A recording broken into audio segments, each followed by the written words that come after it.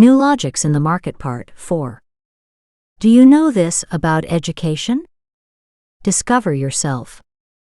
This book is written by Mr. Deepak Satia. Chapter 40. Counselors and Psychologists.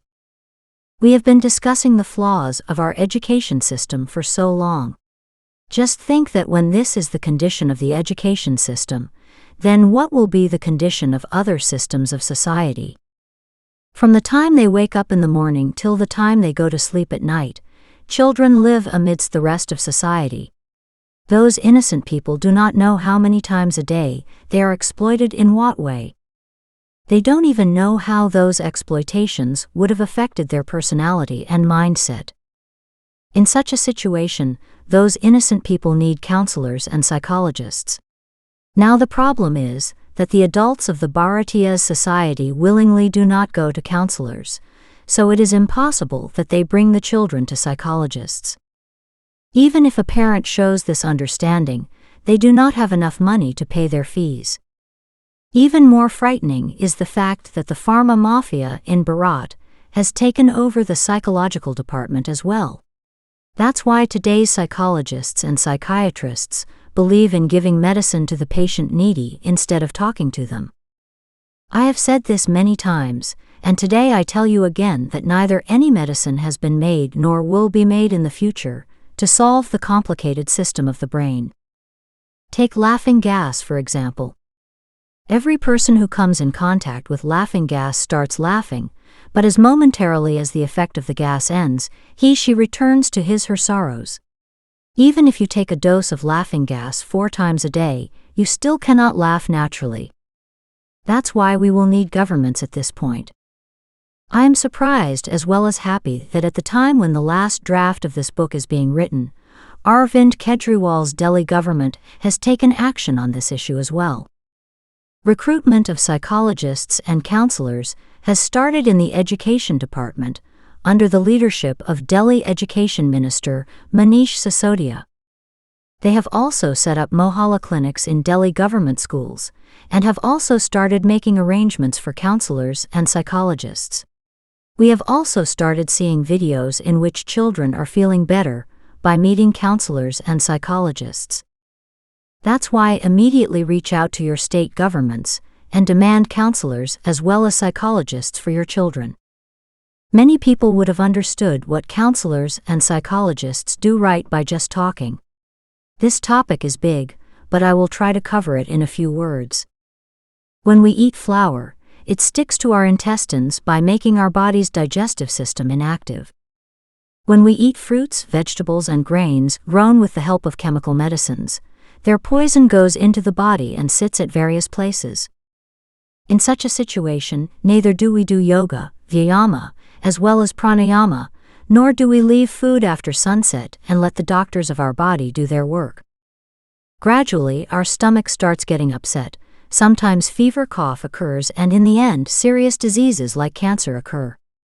The same action happens with our minds as well. Just as our body is made to eat good food, similarly our mind is made to take only good thoughts, feelings, and information. But as we misbehave with our bodies, we misbehave with our minds as well.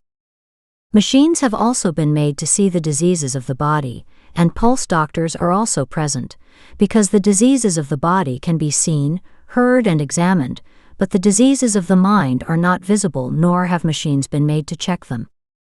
In such a situation, we have to take the help of counselors and psychologists. They have methods by which they find out the idea that is growing in your mind, which tomorrow will turn into a terrible mental illness like cancer. Now think for yourself that if cancer is detected at the very first stage and treated, then how many human lives will be saved? Similarly, if every citizen attends sessions with counselors and psychologists regularly, they will never become seriously mentally ill. At this stage, many people must be under the illusion that I am talking about those mental diseases that are mentioned in films. You are wrong. I am talking about such mental diseases which we do not even consider as mental diseases. While going along, I give the example of anger. Do you know that in the part of the human brain where emotions are found, there is no emotion called anger is found? Please pause the video for 10 seconds and think about all this. Till then we are waiting for you. Wait countdown begins. 1, 2, 3, 4, 5, 6, 7, 8, 9, 10. Did you find my point awkward? It must have been, because most of the people reading this book have known the emotion called anger for more than 15 years, and this emotion also emerges from their body. My dear readers, you have been fooled in the name of anger since childhood. Anger never came to you, has never come, and will never come, because what is not in our body, how can it come out? For example, when there is no elephant in your bag, how will you take it out? Please pause the video for 10 seconds and think about all this. Till then we are waiting for you. Wait countdown begins. 1, 2, 3, 4, 5, 6, 7, 8, 9, 10. So what is anger? And how does it seem to be coming? When you meet true psychologists, they will tell you that anger is called temporary madness in the language of psychology. Now everybody knows about madness, so you will not accept being called mad. Well, what is madness? A mad person has no control over his thoughts, words, and actions. This is true, isn't it? So remember, when you are angry, do you have control over your words? Please pause the video for 10 seconds and think about all this. Till then we are waiting for you. Wait countdown begins. 1, 2, 3, 4, 5, 6, 7, 8, 9, 10. Do you have control over the strange thoughts that come to your mind? Are you in control of your actions then? Everyone I asked gave the same answer. I am sure your mind also says the same thing, that you are a different person before and after getting angry, and you become something else when angry. That is why anger is called temporary madness. So what is anger? Yes, it is a mental illness. Do you get angry? If yes, then no one has ever told you that you are suffering from a mental illness since childhood.